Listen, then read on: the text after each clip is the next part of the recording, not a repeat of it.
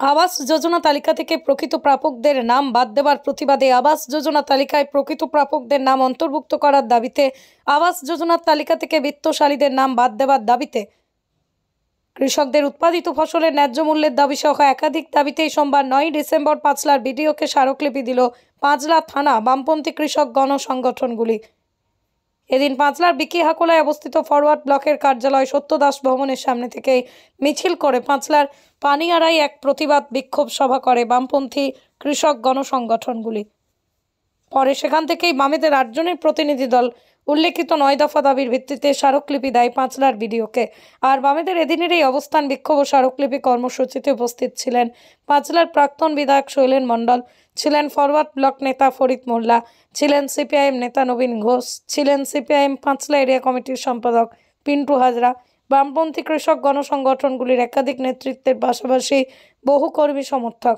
আর স্মারকলিপি পেশ বাম নেতা ফরিদ মোল্লা বলেন, কি বলবো, আমরা দেখেছি যে লিস্ট বেরিয়েছে এখনো সার্ভে বলছেন, সেই লিস্টে আমরা সেদিনেও যা বাইরে যা দাবি করেছি, ভিতরেও বলেছি যে 80% নাম বিন জলের মতো কোনো মানে যারা প্রাপক নয় তাদের পাইয়ে, শুধু রাজনৈতিক কারণে তাদের পাইয়ে দেওয়ার ব্যবস্থা করা হয়েছে।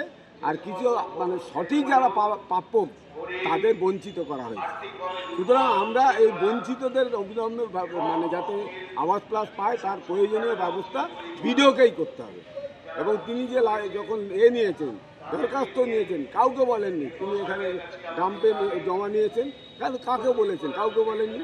বহু গরিব মানুষ তারা কিছু জানতেই পারেননি, অথচ দোতলা তিনতলাওয়ালা বাড়ির নাম এই লিস্টে আছে, আর আপনার অফিসাররাই করেছে। সুতরাং এর যারা তিনতলাওয়ালা দোতলাওয়ালা বাড়ির লোকেরা যদি টাকা পায় তার বিরুদ্ধে আমাদের যেখানে যাওয়ার যেখানে যা করার আমরা এটা করতে পারলাম যে যাদের প্রকৃত ঘর ভেঙে গেছে প্রাপক তাদের দরখাস্তটা নিতে হবে। এবং উনি সেটা একমত হয়েছেন যে সেই দরখাস্ত নেবেন। এটা হচ্ছে কীভাবে নেবেন সেটা পরে উনি জানাবেন না।